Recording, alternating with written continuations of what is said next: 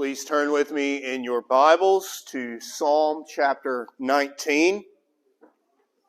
And we're going to take a break this week from our regular series in going through the doctrine of worship and the parts of worship.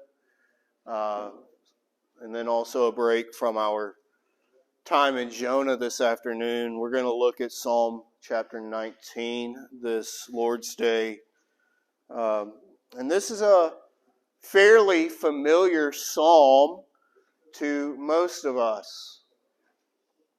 While we're only going to be focusing our attention on the first 6 verses this morning, I do want to make sure that we see the singular focus of this psalm, which is God's revelation to man.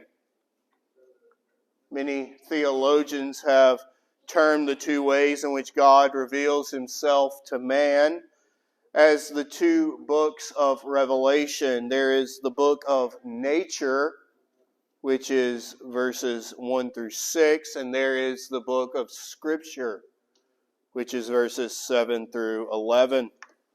And it's to this first book, the book of nature, to what is called general revelation, that we will focus our attention. So hear now the word of the Lord from Psalm 19, beginning in verse 1. The heavens declare the glory of God, and the firmament showeth his handiwork. Day unto day uttereth speech, and night unto night showeth knowledge. There is no speech nor language where their voice is not heard. Their line is gone out through all the earth, and their words to the end of the world. In them hath he set a tabernacle for the sun, which is as a bridegroom coming out of his chamber, and rejoiceth as a strong man to run a race. His going forth is from the end of the heaven, and his circuit unto the ends of it. And there is nothing hid from the heat thereof. Thus far the reading of God's word. Let us go to him once again in prayer to ask his blessing upon it. Heavenly Father, we do pray unto thee that thou wouldst cause thy blessing to be poured out upon this word which has gone forth this day. We rest in the promise that the word of God will go forth and it will never return void.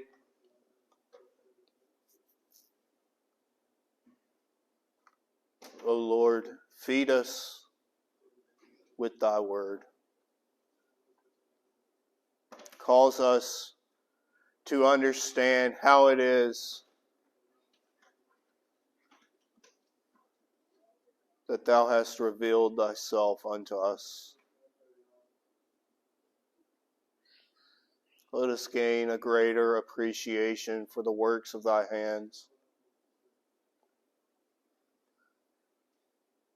O Lord, let the preaching be not with the enticing words of man's wisdom, but in the demonstration of the Spirit and of power. O Lord, let your word go forth this day. Teach us and instruct us. We ask this in Christ's name. Amen. Well, today in both the morning and the afternoon services, we're going to look at the 2 types of God's revelation to us. And there's general revelation and special revelation. This morning we are talking of general revelation. So what is general revelation? This is very likely not a term that you use in your day-to-day speech, but it is an important one for us theologically. What is general revelation. Very simply put, general revelation is that which man can know of God apart from Scripture because it is revealed in creation. I've had the pleasure to travel to many different places and been in many different climates. I've seen many different things. I'm from Alabama, so I'm familiar with the woods. I've been to the heights of the Sierra Nevada mountains, and I've gazed out over the valley. I've stood in a foot of snow during both Pennsylvania and Chicago winters. I've seen the amber waves of grain in Kansas, and I've walked the white sand beaches of the Gulf of Mexico and even lived in the desert sands of Iraq. One thing that stands out about all of these varying environments is how much we can learn and come to appreciate the Lord as the creator of all of these things.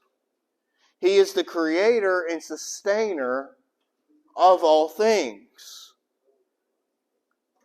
And so this has got me thinking, we rarely hear sermons preached about the beauty and importance of God revealing Himself in creation. We hear sermons all the time about the written Word of God, about the primacy of the Word, about the inerrancy and the sufficiency of the Word. And don't get me wrong, preaching on the nature of the written Word is vitally important, especially in our day and age in which so much is being questioned in regards to the inerrancy and authority of Scripture. But we must be sure not to highlight the importance of the doctrine of special revelation to the neglect of the doctrine of general revelation. That which is revealed to all through creation is just as inerrant and authoritative as the written Word because it has the same source. Our covenant God makes Himself known through this book of nature. This is what general revelation is. God revealing Himself in the book of nature. And so here in our text this morning, we see general revelation spoken of in two ways. First, we see the proclamation of creation. And then next we see the presentation of creation. So first, let us turn our attention to focus on the proclamation of creation. Read with me once again the first 4 verses. The heavens declare the glory of God, and the firmament showeth His handiwork. Day unto day uttereth speech, and night unto night showeth knowledge. There is no speech nor language where their voice is not heard. Their line is gone out through all the earth, and their words to the end of the world. Here, the psalmist focuses on 3 aspects of God that is proclaimed in creation. Creation proclaims the wonder of God. Look back at verse 1. The heavens declare the glory of God. Even though David only mentions the heavens, it's clear from the text that he means this as referring to all of creation. Creation itself shows forth the attributes of God. God is infinite, eternal, immutable, self-sufficient, omnipotent, omniscient, omnipresent. He's good, loving, wise, faithful, merciful, gracious, holy, just, and glorious. This is what creation is proclaiming. It's proclaiming who God is. Every sun ray that shines out upon this earth tells us something about God. Every tree on this planet shows forth the person of God. Every animal that roams our land displays the splendor of our God. And so think on these things with me for a moment. What of the wonder and glory of God do the birds display? Have you ever thought about it? What of the wonder and glory of God do the birds display? Will they display His goodness, love, and graciousness? Behold the fowls of the air, for they sow not, neither do they reap, nor gather into barns, yet your heavenly Father feedeth them. Are ye not much better than they? What do the crashing waves of the sea tell us of God? They tell us of His omnipotence as the one who separated the sea from the dry land, and the one who has power even over the wind and the waves so that they obey Him. What of the galaxies that are so far off in the seemingly endless expanse of the cosmos? Will they speak of His omnipotent or His omnipresence and His infinitude? Because He is sustaining all things both here where we are, as well as in the remotest parts of the universe. And this universe seemingly has no beginning or end. And that is because it reflects back upon the Lord, who truly has no beginning or end, because He is the Alpha and the Omega, the beginning and end Himself. Do you see the wonder of God proclaimed in all creation? But it's not just the wonder of God, it is the work of God that is proclaimed as well. Look at the latter half of verse 1. The firmament showeth His handiwork. The very work of God's hands is proclaimed through the fruit of that work. And you may be sitting here thinking, yeah, that makes sense. Of course, creation proclaims God's handiwork because it is itself the work of God's hand. And you'd be right. But creation proclaims so much more of God's handiwork than He as the Creator. What does the snow falling in its perfect white blankets proclaim concerning God's handiwork? That pure white snow proclaims the forgiveness of sins and the cleansing power of God to remove the stain of sin and to make you white as snow. Psalm 51 verse 7, purge me with hyssop and I shall be clean. Wash me and I shall be whiter than snow. What of the leaves of the plants? What do they tell us about God's handiwork? Do they not declare the work of God in covering the nakedness and hiding our shame, just as He did with our first parents, Adam and Eve? Everything around you in this world proclaims the Lord's handiwork, what He's done in acts of creation and providence, and how He has worked to bring about salvation to His people. Do you see the work of God proclaimed in all creation? Creation proclaims the wonder of God, the work of God, and now the Word of God. Creation speaks, but it doesn't speak in an audible way. The testimony of God comes by way of the glory of the world. Verse 2 says, Day unto day uttereth speech, and night unto night showeth knowledge. The continual aspect of the language of this verse speaks of the never-ending proclamation of the Word of God in creation.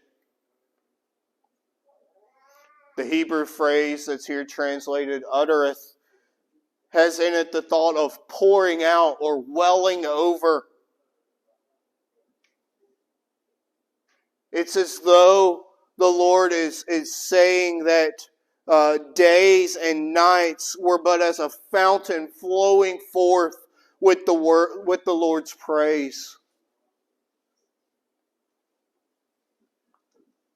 This proclamation of the Word of God continues in verses 3 and 4. There is no speech nor language where their voice is not heard. Their line is gone out through all the earth, and their words to the end of the world.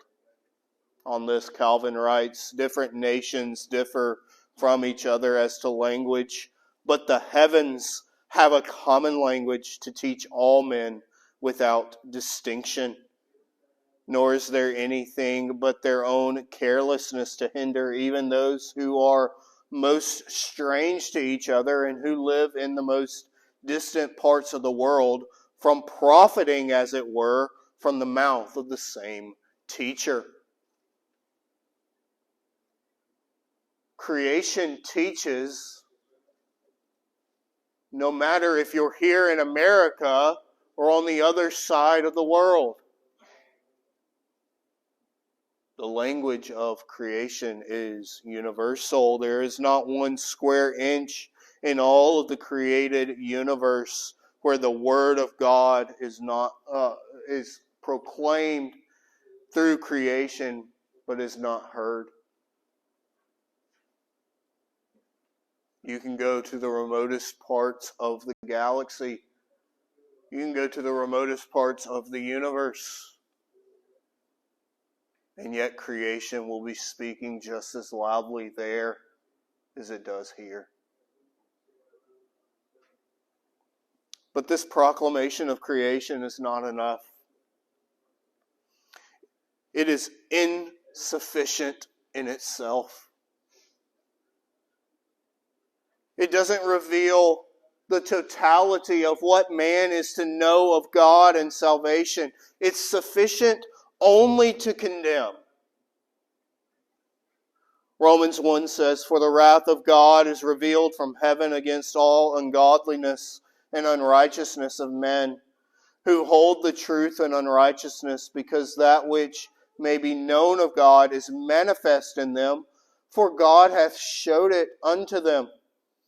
For the invisible things of him from the creation of the world are clearly seen, being understood by the things that are made, even his eternal power and Godhead, so that they are without excuse.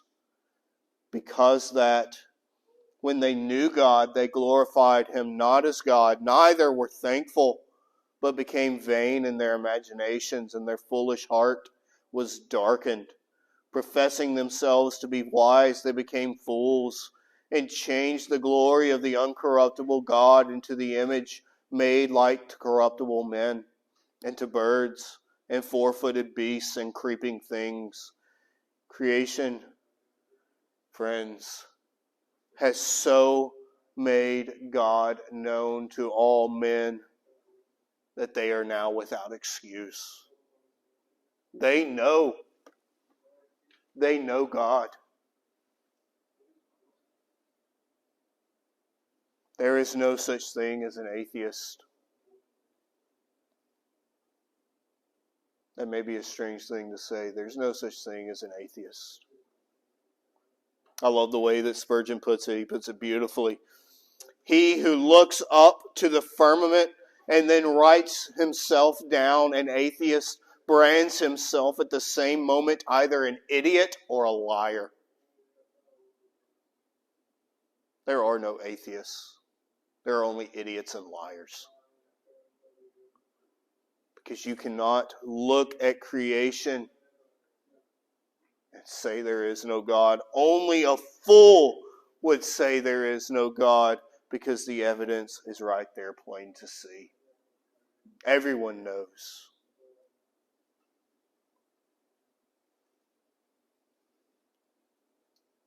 But man in his natural state only knows enough about God as revealed in creation to damn him to hell. That's why we cannot neglect special revelation. That's why the primacy is placed on the written word. Because it is there that the way of salvation is made known. Creation can't tell you the magnitude of your sins, but the Word can. Creation can't tell you your need for a Savior, but the Word can. Creation can't tell you to confess with your mouth that Jesus is Lord and believe in your heart that God raised Him from the dead, but the Word can.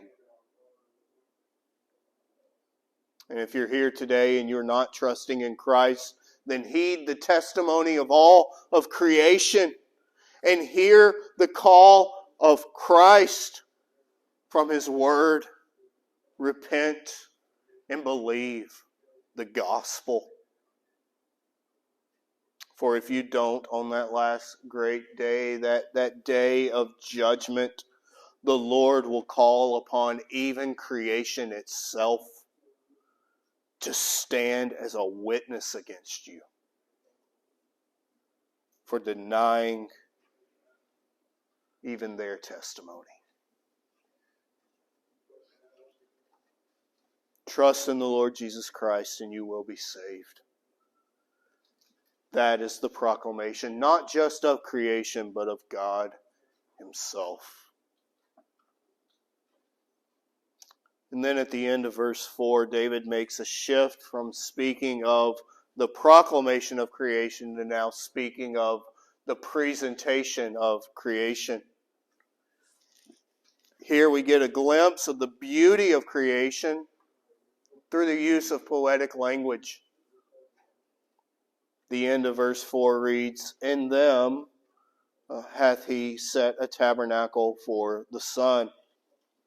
In the heavens hath He set a tabernacle for the sun. This section focuses on the sun, which points to the universality of general revelation, but we'll get to the universality at the end of our passage. But the psalmist speaks of the sun, symbolizing all of general revelation. And he does so in two similes, that of the bridegroom and that of the runner. So let's look first at the bridegroom. David says, "In them, in the heavens, hath He set a tabernacle for the sun, which is as a bridegroom coming out of his chamber." Here we see a bit of the beauty of general revelation, of this book of nature. There's a longing anticipation that's envisioned here, where the groom is coming out of his chamber to be with his bride, knowing that the consummation of that union is near. And so it is with general revelation going forth as the rays of the sun. And it's longing to be joined with those who rightly receive it. It's longing to bear fruit. But this image is also a picture of Christ and the church. The light of the sun goes out in the morning with its activity, and it communicates life and happiness to all things around it, like a bridegroom. dressed in his wedding attire, going from his chamber to his bride. And in like manner, at Christ's incarnation, the Lord Jesus, the promised bridegroom, visited his church. And being clothed himself and clothing her with that robe of righteousness, which the Holy Scripture refers to as the marriage garment. This is the image here.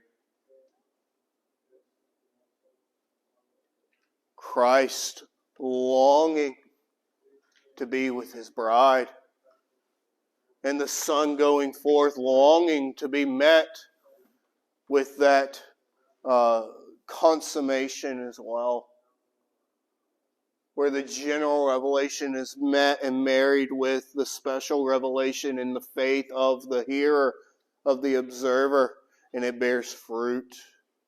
What a beautiful picture this is. And then the other comparison is to that of a runner. We read, and rejoiceth as a strong man to run the race. This general revelation of God goes forth, and it does not return void. That's a promise. It always serves its purpose. It always does its job.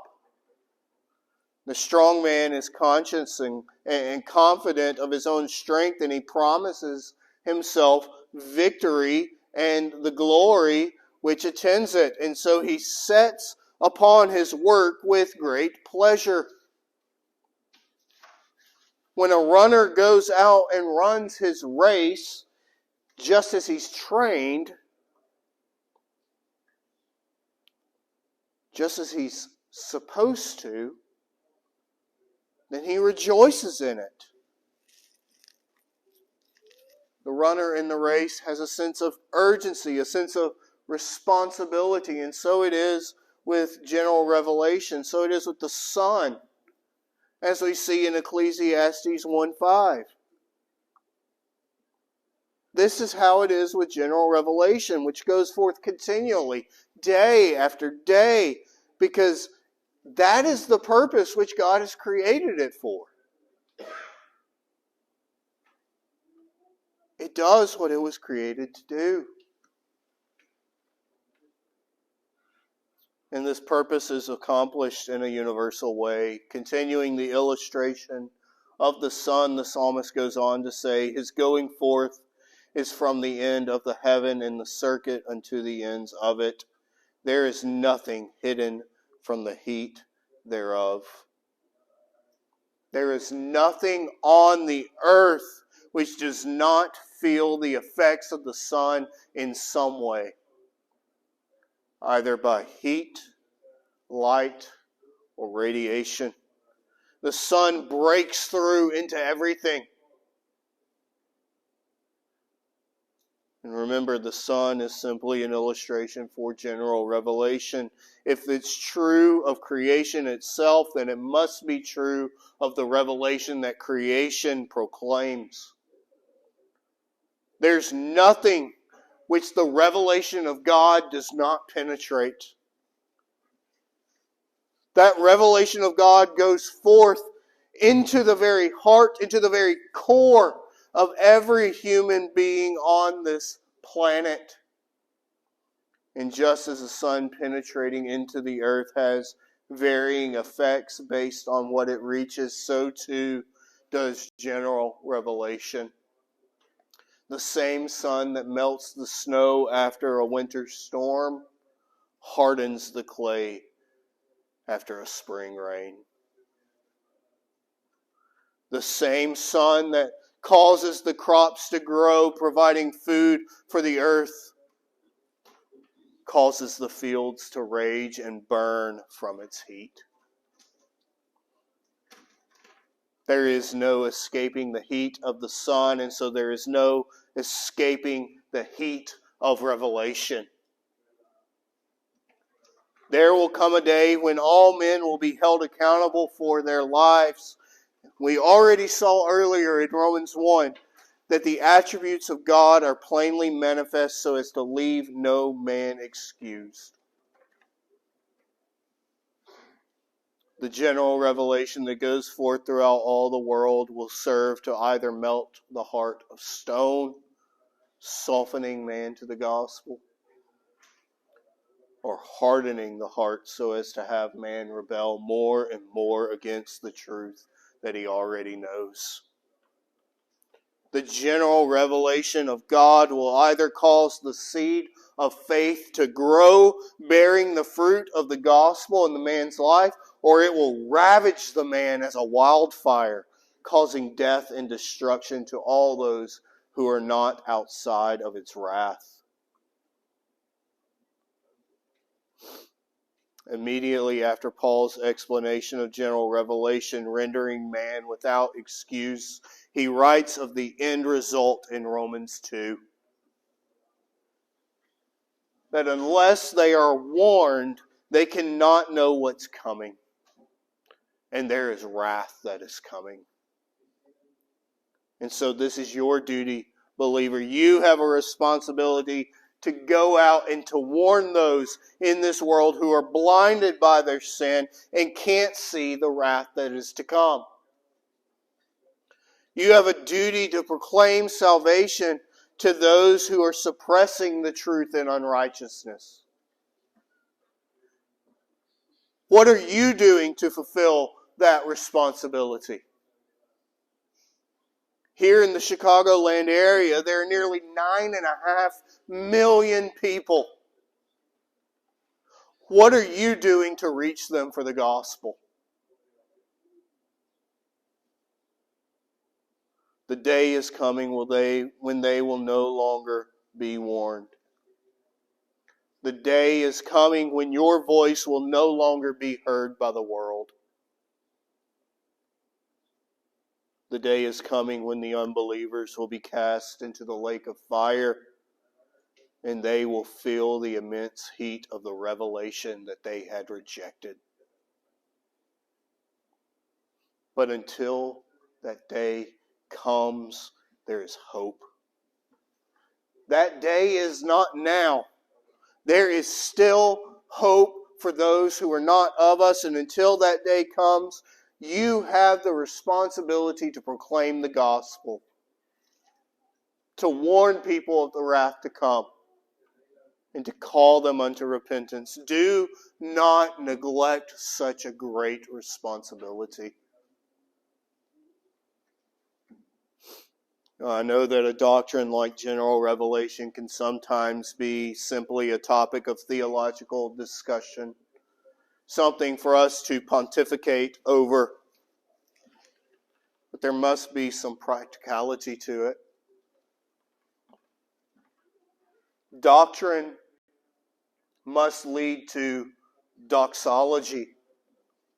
Orthodoxy must lead to orthopraxy. Or to put it in simple terms, what is true must impact what you do. So I want us to leave here with 5 practical truths of this great doctrine. First, creation is a source of comfort to us. This is because the God who made all things, who created the sun and moon and stars, the God who planted every plant and causes the wind and rains to come, is sovereign over them all. He's sovereign over all things. The sovereignty of God is the source of comfort. We have nothing to fear. We have nothing to worry about. Nothing happens outside of God's sovereign hand. And general revelation tells us this. We just have to have the ears to hear what it has to say. Be comforted by the God who is sovereign over all things. And not only that, but creation should cause us to wonder at God. The heavens declare the glory of God, and the firmament showeth his handiwork. Oh, the wonder of our covenant God.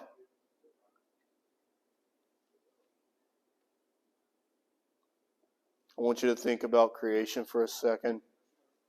Our sun is 93 million miles away. The farthest star in the Milky Way galaxy is over 75,000 light years away from us. And that's just in our own galaxy. It's estimated that there are over 2 trillion galaxies in the observable universe. And guess what?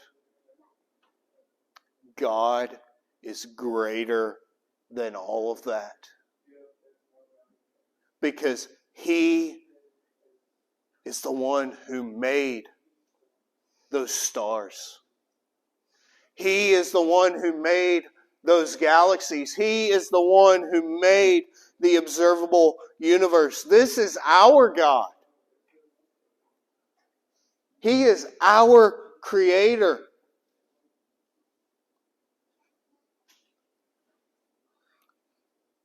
That should cause us to wonder.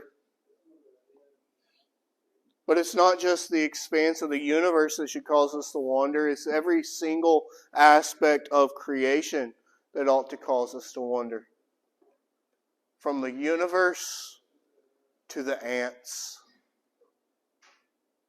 they all declare the glory of God. Creation ought to strike in us a sense of wonder for who God is and His mighty acts. Next, general revelation affects how we do apologetics. Apologetics is the defense of the faith. It's answering questions concerning Christian doctrine. And if this doctrine of general revelation is true, then we have the conscience of men on our sides. Every man innately knows that there is a God, because creation has told him so. And so that is something that is within man that can be brought to the surface and used against his own attempts at dismantling the faith. Most people know right and wrong. They have a natural moral compass. They already know the 10 Commandments, even if they can't tell you what they are. And that's because the law of God is written on their hearts. And this is something that can be utilized when defending the faith. Appeal to the conscience. Make that person say that they don't really know what it is they're claiming to know.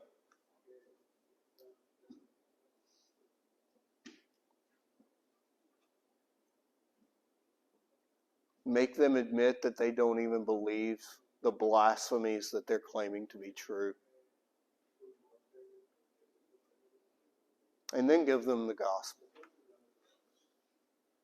And so this brings us to our next point of application. General revelation affects how we do evangelism and missions. If we don't tell people about Jesus, they won't know the way of salvation. We've already seen that general revelation reveals enough about the attributes of God so as to leave man without excuse.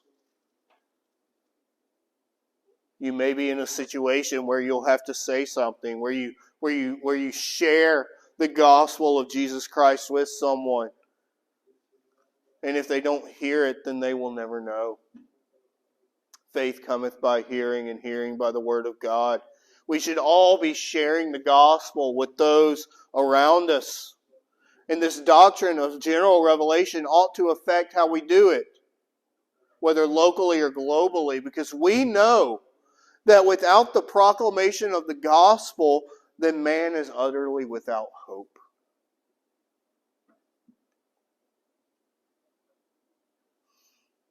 And finally, we should be thankful that we are not left with just general revelation. We need something more. General revelation is insufficient for faith and life. We can't just end at verse 6 in the psalm and neglect what follows. General revelation must be accompanied by special revelation. And thank God that He has given us that special revelation. Do you love the word of the Lord? Do you meditate on His law day and night? Do you realize that without it, without the Word of God, you would be just like everyone else, lost and condemned by the insufficiency of the knowledge of general revelation? Friends, rejoice always, pray without ceasing, and be thankful that you are not left with just general revelation, but that you have the way of salvation in Jesus Christ made known to you. So, brothers and sisters, as you look upon the trees and the birds, the moon and the stars, as the rain falls and the wind howls, as the heat of the sun reaches your skin, remember that this creation is a means by which God is revealing Himself to you. Never lose sight of His wonder, works, and word proclaimed in His creation. Never cease to be amazed at the beauty and strength of how creation is presented to you, and always remember that this truth of general revelation has a direct impact on how you will live your life as you walk out of these doors. Let us be driven by all of God's revelation. Let us pray.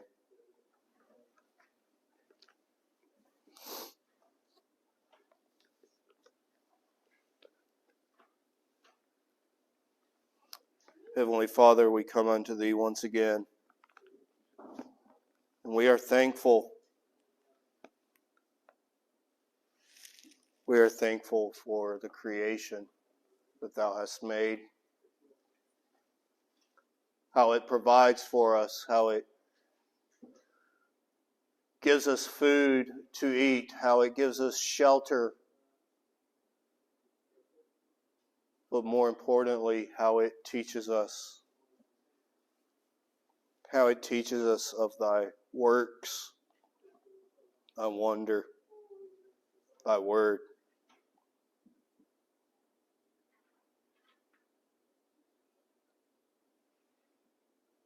O Lord, let us never forget that Thou art speaking to us in every second of our lives through the proclamation of general revelation.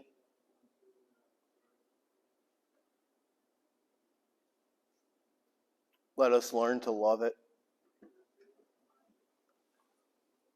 Let us learn to cherish it. Let us learn to praise Thy name by it. O Lord, Thou art glorious and worthy of all our praise. The heavens declare the glory of God, and the firmament showeth His handiwork.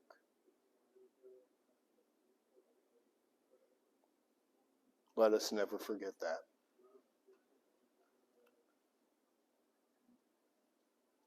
Oh Lord, thank You for feeding us today.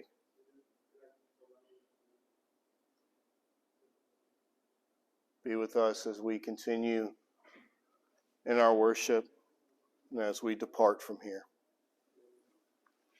Oh Lord, bless the remainder of our time together. We ask this in Christ's name. Amen.